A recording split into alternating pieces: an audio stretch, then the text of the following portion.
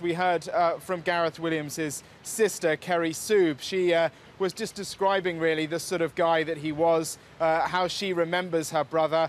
She described him as a private man, but very family orientated. He would go back to his home in Anglesey in Wales quite often, once a month, and over the recent year before he died, he'd perhaps go back twice a month.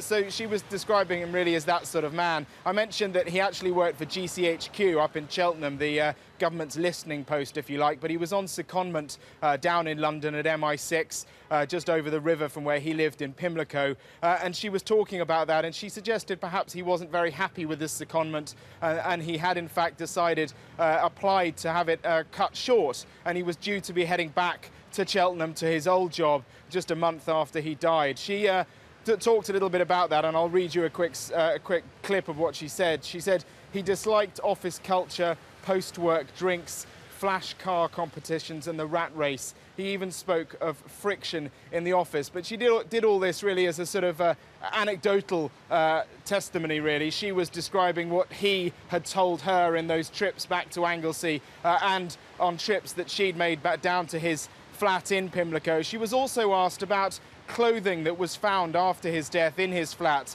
£20,000 worth of women's clothing. That, of course, has led to much speculation, much of it unfounded at the moment. But she was asked by the coroner, did you know about this clothing that was there? She said she didn't. She was then asked whether she could explain it at all.